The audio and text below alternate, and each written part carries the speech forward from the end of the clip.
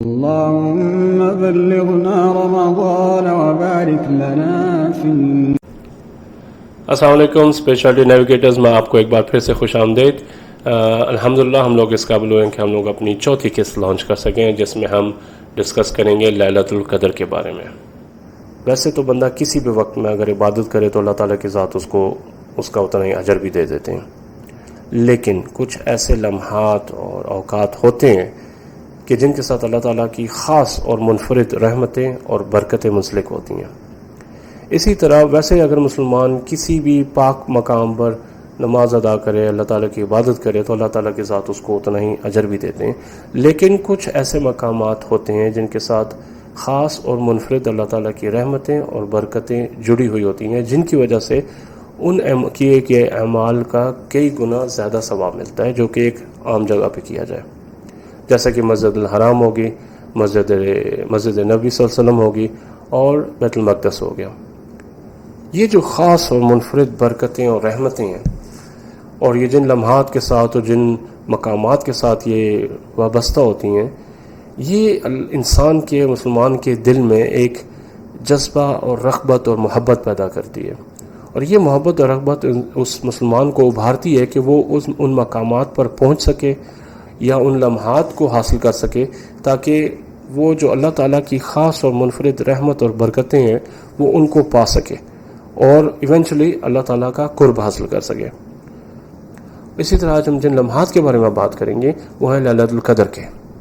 لیلۃ القدر امت رسول اللہ صلی اللہ علیہ وسلم کے لیے اللہ تعالیٰ کا ایک خاص تحفہ ہے. موطا امام مالک میں اس کا ذکر آتا ہے کہ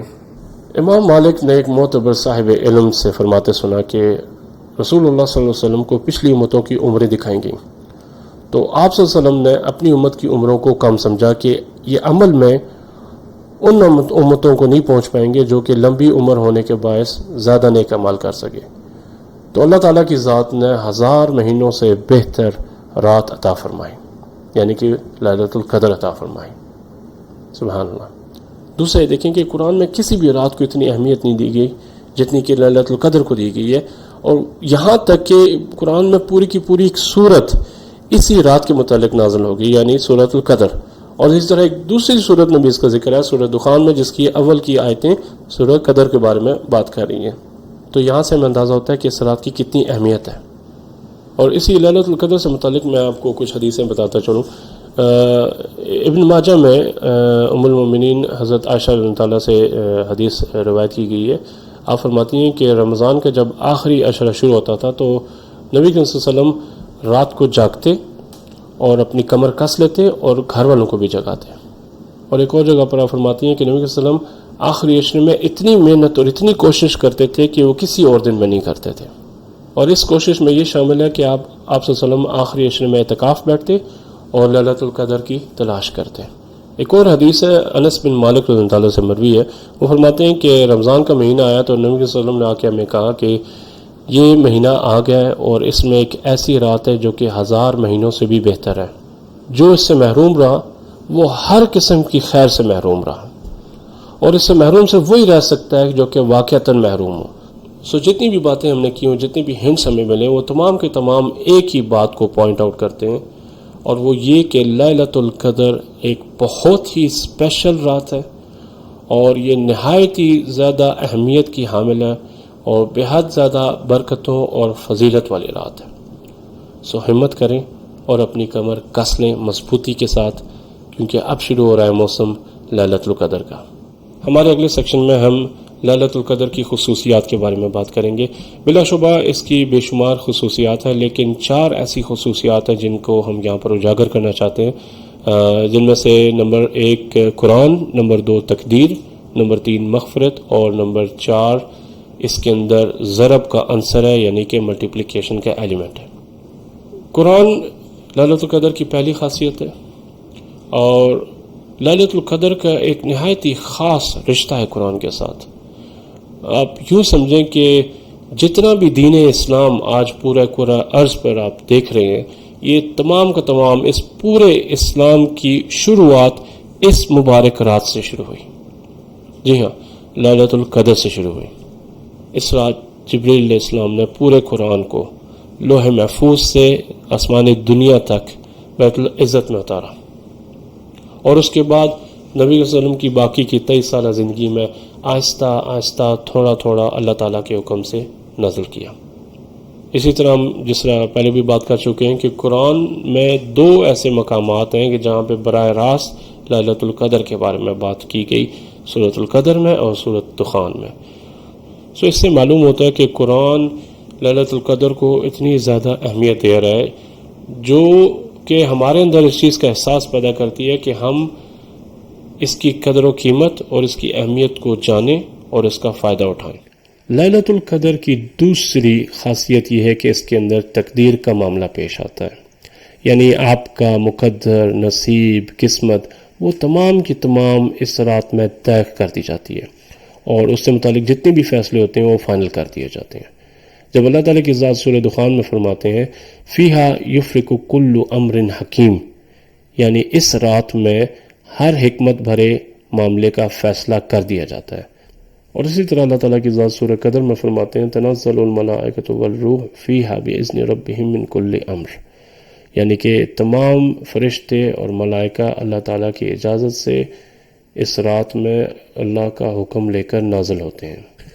اب انہیں پوچھیں ان سب کا کیا مطلب ہے؟ ان سب کا مطلب یہ ہے کہ پوری دنیا، پوری انسانیت سے متعلق جتنے بھی معاملات ہیں وہ اس رات میں طے کر دیے جاتے ہیں، یعنی کہ آپ کے جتنے بھی آپ سے ریلیٹڈ جتنے بھی معاملات ہیں جو آئندہ آنے والے سال میں آپ کو پیش آئیں گے، یعنی کہ لیلۃ القدر سے، اس لیلۃ القدر سے لے کر اگلی لیلۃ القدر تک، ان تمام معاملات کا فیصلہ کر دیا جاتا ہے اور ان کے بارے میں لکھ دیا جاتا ہے۔ یعنی اس رات آپ کی زندگی اور موت کا فیصلہ ہوتا ہے، آپ کے رزق کا فیصلہ ہوتا ہے، آپ کی مالداری اور ناداری کا فیصلہ ہوتا ہے، آپ کے کاروبار کی ترقی کا فیصلہ ہوتا ہے، آپ کی جاب میں پروموشن کا فیصلہ ہوتا ہے، آپ کی غمی، آپ کی خوشی، اس کا فیصلہ ہوتا ہے، آپ کی شادی کے معاملات، آپ کے ازدواجی زندگی کے معاملات، آپ کے مسائل، ان کا حل، اور اس کے علاوہ خشک سالی اور بارش اور زلزلے، جنگیں، طوفان، اور سب سے بڑھ کر آپ کے اللہ تعالیٰ کے ساتھ رشتے کی مضبوطی اور کمزوری کے بارے میں لکھ دیا جاتا ہے۔ یعنی تمام کے تمام معاملات آئندہ آنے والے سال میں آپ کے بارے میں لکھ کر آپ کا مقدر بنا دیا جاتے ہیں۔ تو دیکھ لیں کتنی اہمیت ہے اس رات کی۔ دیکھیں میں آپ کو ایک چھوٹی سی مثال دیتا ہوں جس سے آپ کو یہ سمجھ آئے گا کہ تقدیر کے فیصلے، لیلۃ القدر، اس میں محنت، یہ سب کس لیے ہے۔ آپ کنسیڈر کریں کہ اگر آپ کا کسی کورٹ میں آپ کا ایک کیس آیا اور مقدمے کی سنوائی ہوئی،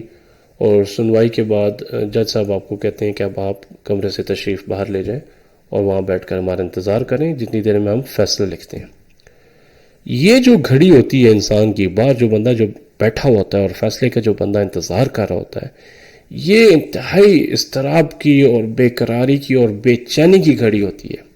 اور اس میں آپ کی جو بھی استطاعت ہوتی ہے، یعنی آپ کو جتنی بھی صورتیں آتی ہیں، جتنے بھی آپ کو اذکار آتے ہیں، جتنی بھی آپ کو دعائیں آتی ہیں، آپ کسی کو بھی نہیں چھوڑتے۔ آپ صورتیں پڑھ رہے ہیں، دعائیں کر رہے ہیں، ذکر کر رہے ہیں، اللہ تعالیٰ سے مدد مانگ رہے ہیں، اور ایون کوئی آتے جاتے کسی بندے کو آپ صدقہ بھی دے رہے ہیں،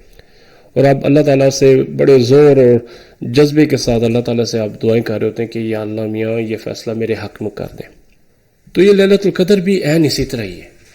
کہ اس رات میں اللہ تعالیٰ کی ذات جو کہ اصل جج ہے، آپ کی تقدیر، آپ کے نصیب، آپ کے مقدر کے بارے میں فیصلہ سناتے ہیں۔ تو ہمیں چاہیے کہ ہم اپنی پوری کوشش کریں، پوری جدوجہد کریں اس رات میں، اپنی پوری کیپیبلٹیز، اپنی قابلیت کو فلی یوٹیلائز کریں اس رات میں، اور ہم صدقہ دیں، زیادہ سے زیادہ قرآن پڑھیں، زیادہ سے زیادہ نوافل ادا کریں، زیادہ سے زیادہ اذکار ادا کریں، اور خوب گڑ گڑا کے اللہ تعالیٰ کے سامنے دعا کریں کہ یا اللہ ہمارے آنے والے آئندہ سال میں ہمارے نصیب بہترین کریں، آمین۔ لیلۃ القدر کی تیسری خاصیت یہ ہے کہ یہ رات اپنے تمام گزشتہ گناہوں کو معاف کروانے والی رات ہے۔ صحیح بخاری میں ابو ہریرہ رضی اللہ عنہ سے حدیث روایت میں آتی ہے کہ نبی صلی اللہ علیہ وسلم کی ذات فرماتے ہیں کہ جو شخص لیلۃ القدر ایمان کے ساتھ محض ثواب آخرت کے لیے ذکر و عبادت میں گزارے، اس کے گزشتہ تمام گناہ بخش دیے جاتے ہیں۔ سبحان اللہ، یعنی اس سے بڑھ کر ہمیں اور کیا چاہیے. تو اس بات کو اپنے پلے باندھ لیں اور اس کا تہیہ کر لیں کہ آپ نے اس پر قائم ہونا ہے، کیونکہ یہ آپ کے لیے گولڈن چانس ہے، لٹرلی گولڈن چانس ہے اپنی بخشش کروانے کا. اب بات آتی ہے چوتھی خاصیت کی. تو لیلۃ القدر کی چوتھی خاصیت یہ ہے کہ اس میں ایک ملٹیپلیکیشن کا عنصر ہے، ایک ضرب کا عنصر ہے، یا اس کو کہہ لیں کہ ملٹیپلیکیشن پاور ہے اس رات میں، کہ اس رات میں آپ جو بھی عمل کرتے ہیں وہ 1000 مہینوں سے بھی بہتر سمجھ کر لکھا جاتا ہے. سو یہ محنت کی رات ہے، اس میں خوب محنت کریں اور خوب نیکیاں کمائیں اور اس پر ڈٹ جائیں. اب ہم بات کریں گے لیلۃ القدر کی ٹائمنگ کی، کہ کون سے ایسے اوقات ہیں کہ جس میں لیلۃ القدر کو گارنٹیڈ حاصل کیا جا سکتا ہے. ویسے تو اس میں بے تحاشا احادیث ہیں اور مختلف ٹائم پیریڈز بھی مختلف صحابہ کرام کو دکھائے گئے خوابوں میں، لیکن ان کو سم اپ کرنے کے لیے، اس تمام ٹائم پیریڈ کو سم اپ کرنے کے لیے میں ایک حدیث بیان کروں گا جو کہ عبداللہ بن عمر رضی اللہ عنہ سے مروی ہے صحیح مسلم میں، کہ انہوں نے نبی صلی اللہ علیہ وسلم کی ذات کو یہ فرماتے سنا کہ جہاں تک لیلۃ القدر کا معاملہ ہے تو آپ میں سے کچھ کو آخری عشرے کے پہلے 7 دن خواب میں دکھائی گئے اور کچھ کو آخری 7 دن. تو اگر آپ نے لیلۃ القدر کو تلاش کرنا ہے تو رمضان کے آخری 10 دنوں میں تلاش کریں. لیلۃ القدر کی نشانی کی بات کریں گے تو اس میں صحیح مسلم کی ایک حدیث آتی ہے کہ جس میں نبی صلی اللہ علیہ وسلم کی ذات فرماتے ہیں کہ لیلۃ القدر کے بعد والی جو صبح ہے اس میں سورج جو ہے وہ اس کی کرنیں مدھم اور بے نور ہوتی ہیں، یعنی کہ سورج کی جو روشنی ہے اس کی اتنی زیادہ تپش نہیں ہوتی. لیکن یہ نشانی بھی چونکہ لیلۃ القدر گزر جانے کے بعد کی ہے تو ہمارا بہرحال فوکس آخری پوری کی پوری 10 راتوں پر ہونا چاہیے تاکہ ہم گارنٹیڈ اس رات کو پا سکیں. اب ہم چلتے ہیں ہمارے آخری سیکشن کی طرف کہ جہاں پر ہم دیکھیں گے کہ اس رات میں ہمیں کیا کرنا چاہیے. تو سب سے پہلے تو آپ یہ ذہن نشین کر لیں کہ لیلۃ القدر بیسیکلی اس کا جو ٹائم ہے وہ مغرب کے ٹائم سے شروع ہو جاتا ہے. سو یہ مغرب سے طلوع فجر تک اس کا وقت ہوتا ہے. تو آپ کو مغرب سے طلوع فجر تک منظم اور فل کنٹرول ہو کر چلنا پڑے گا. اپنی ایکٹیویٹیز میں بالکل ہی محتاط ہو جائیں. کوشش کریں کہ کسی قسم کی بھی غلطی نہ کریں، کسی کا دل نہ دکھائیں، ہر کسی کے ساتھ پیار اور محبت کے ساتھ پیش آئیں، غصے سے اجتناب کریں اور صبر اور برداشت کا دامن نہ چھوڑیں. اب سب سے پہلے ہم اپنے نہایت ہی کمزور بہن بھائیوں کا ٹاسک بتائیں گے جو کہ جن کا ایمان کا لیول بہت ہی زیادہ کمزور ہے. اور آپ کے لیے کم از کم اتنا ہے کہ آپ ایٹ لیسٹ عشاء کی نماز باجماعت پڑھیں اور اسی طرح فجر کی نماز وہ بھی باجماعت پڑھیں، کیونکہ نبی صلی اللہ علیہ وسلم کی ذات فرماتے ہیں کہ جس شخص نے عشاء کی نماز باجماعت پڑھی اور اس کے بعد فجر کی نماز باجماعت پڑھی تو وہ اسی طرح یہ کہ اس نے پوری رات قیام میں گزاری.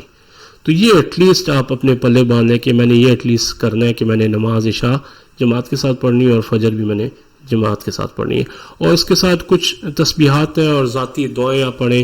اور جس کچھ دعائیں ہم اگلے حصے میں بھی بتائیں گے. اور جو سب سے ضروری دعا جو آپ نے کرنی ہے وہ آپ نے اللہ تعالیٰ سے اپنے ایمان کی مضبوطی کی دعا کرنی ہے کہ یا اللہ میرے ایمان کو بڑھا، یا اللہ میرے ایمان کو مضبوط کر، اور یا اللہ میرا جو آپ کے ساتھ رشتہ ہے اس کو اور زیادہ بہتر کر. یہ بڑی ضروری دعا ہے جس پہ آپ نے سب سے زیادہ ایمفیسس کرنا ہے. اب ہم بات کریں گے ہمارے توانا ایمان والے بہن بھائیوں کی. دیکھیے نبی صلی اللہ علیہ وسلم کی ذات آخری عشرے میں نہایت محنت کرتے تھے اور بہت زیادہ عبادت کرتے تھے، اور ان کی عبادت میں قرأت قرآن، نوافل اور دعائیں شامل ہوتی تھیں. تو ہمیں بھی چاہیے کہ ہم لوگ بھی اپنی رات کو کم از کم 4 حصوں میں تقسیم کر لیں. ہاں البتہ ہماری رات کی شروعات صدقے سے ہونی چاہیے، اگر پاسبل ہے کہ ہم کسی غریب کو صدقہ کچھ بھی کر سکتے ہیں، کچھ بھی منیمم ہم دے سکیں. اگر کسی غریب کی مدد ہو سکے تو ضرور کریں، اور وہ آپ مغرب کے وقت یا عشاء کے وقت کر دیں تاکہ یہ جو صدقہ ہے آپ کا یہ 1000 مہینوں سے بھی بہتر اس کا جو ثواب ہے وہ لکھا جائے. اور پھر آپ اپنی رات کو 4 حصوں میں تقسیم کر لیں اور اپنی ہمت اور استطاعت کے مطابق جتنا بھی آپ کر سکتے ہیں آپ ان 4 ایریاز میں اسٹرگل کریں، اس رات محنت کریں، تگ و دو کریں. یعنی اتنا جان لیں کہ اس میں ایک حصہ آپ نوافل کے لیے وقف کریں، ایک حصہ آپ قرآن کی قرأت کے لیے وقف کریں، ایک حصہ آپ اذکار کے لیے وقف کریں اور ایک حصہ آپ دعاؤں کے لیے وقف کریں. اپنی دعاؤں میں اللہ تعالیٰ کی ذات سے ایمان کی بھیک مانگیں. اللہ تعالیٰ کی محبت کی بھیک مانگیں، اللہ تعالیٰ سے اپنے نفس، اپنے سینے، اپنے دل کی پاکی کی بھیک مانگیں، اور اللہ تعالیٰ کی ذات سے یہ بھیک مانگیں کہ اللہ تعالیٰ کی ذات آپ کو اللہ تعالیٰ کی کتاب پر اور اللہ تعالیٰ کے رسول نبی محمد صلی اللہ علیہ وسلم کی سنت پر قائم کر دیں اور استقامت عطا فرمائیں، اور اللہ تعالیٰ سے اللہ تعالیٰ کی قربت کی بھیک مانگیں، اور اللہ تعالیٰ سے یہ بھیک مانگیں کہ اللہ تعالیٰ کی ذات ہمیں سابقین و سابقون میں شامل فرمائے۔ اور اس کے علاوہ جو بھی آپ کے ذاتی مسائل اور جو مشکلات آپ کو درپیش ہیں، آپ ان کے بارے میں اللہ تعالیٰ سے خوب گڑ گڑا کر دعائیں کریں اور اللہ تعالیٰ سے ان سب کی بھیک مانگیں کہ اللہ تعالیٰ کی ذات آپ کو وہ سب کچھ عطا کریں۔ دیکھیں، ایسا ممکن ہے کہ خدا نخواستہ آپ کے گناہوں کی وجہ سے اللہ تعالیٰ کی ذات آئندہ آنے والے سال میں آپ کے لیے کوئی آفت لکھ دیں، تو ان سے بچنے کے لیے آپ اللہ تعالیٰ سے خوب مغفرت کی التجا کریں اور خوب دعا کریں کہ اللہ تعالیٰ کی ذات آپ کو معاف فرمائے، اور اپنے آپ کو ان آفات اور مشکلات سے بچانے کے لیے بہترین ڈھال استعمال کرو۔ وہ بہترین ڈھال ہمارے سامنے اس دعا کی طرز میں آتی ہے جو کہ ام المومنین حضرت عائشہ رضی اللہ عنہا نے نبی صلی اللہ علیہ وسلم کی ذات سے پوچھا کہ اگر میں لیلۃ القدر کی رات پاؤں تو مجھے کون سی دعا کرنی چاہیے، تو اس پہ نبی صلی اللہ علیہ وسلم کی ذات نے فرمایا کہ آپ پڑھیں اللہم انک عفو تحب العفو فاعف عنی، اے اللہ بے شک آپ معاف کرنے والے ہیں اور آپ مغفرت کو پسند کرتے ہیں، تو آپ مجھے معاف فرمائیں۔ تو یہ بہترین دعا ہے جس کو آپ زیادہ سے زیادہ اور کثرت کے ساتھ آپ اس کو اپنی لیلۃ القدر میں شامل کریں۔ اب آخر میں ہم بات کریں گے ایک ایشو پر کہ جو حائضہ عورتیں ہیں جن کو جو کہ نماز نہیں پڑھ سکتی، تو ان کے لیے وہ کیا کر سکتی ہیں اس رات میں؟ تو ان کے لیے ایک تو چیز یہ کہ وہ قرآن کی قرأت کر سکتی ہیں بغیر اس کو ٹچ کیے، اور دوسرا وہ اذکار پڑھ سکتی ہیں، بے شمار ہیں اذکار ہیں، آپ وہ جتنے بھی اذکار ہیں آپ ان کو پڑھیں، آپ کثرت سے استغفار کریں، خوب دعائیں کریں کثرت کے ساتھ، دنیا کی بھلائی اور آخرت کی بھلائی، اپنے لیے، اپنے رشتہ داروں کے لیے، بہن بھائیوں کے لیے، ماں باپ کے لیے، بچوں کے لیے، جتنی زیادہ آپ دعائیں کر سکتے ہیں وہ کریں، کیونکہ اس میں آپ کے لیے خیر و برکت ہے، اور انشاءاللہ اللہ تعالیٰ کی ذات آپ کو بھی پورے لیلۃ القدر کا حصہ دیں گے۔ آخری بات، اپنا وقت بالکل ضائع نہ کریں، یہ صرف اور صرف 10 دنوں کی بات ہے، اس میں اپنی خوب محنت کر لیں، دگ و دو کر لیں، جتنی بھی کوشش ہو سکتی ہے اور جتنی بھی عبادات ہو سکتی ہیں ان آخری 10 دنوں میں پورا زور لگا لیں، تاکہ آپ کا اگلا سال بہترین سے بہترین گزر سکے اور آپ اپنے پچھلے تمام گناہ بخشوا سکیں۔ آخر میں آپ سے درخواست ہے کہ ہمارے چینل کو سبسکرائب کریں، اور اس ویڈیو میں جتنی بھی بھلائی اور خیر آپ نے سنی سمجھی اس پر عمل کرنے کی کوشش کریں، اور اس کو جتنا زیادہ آگے شیئر کر سکتے ہیں اپنے دوستوں میں، اپنے بھائیوں بہن بھائیوں میں، رشتہ داروں میں، اتنا زیادہ شیئر کریں تاکہ آپ کا بھی اس کار خیر میں حصہ ہو۔ جزاک اللہ۔ اللهم بلغنا رمضان وبارك لنا فيه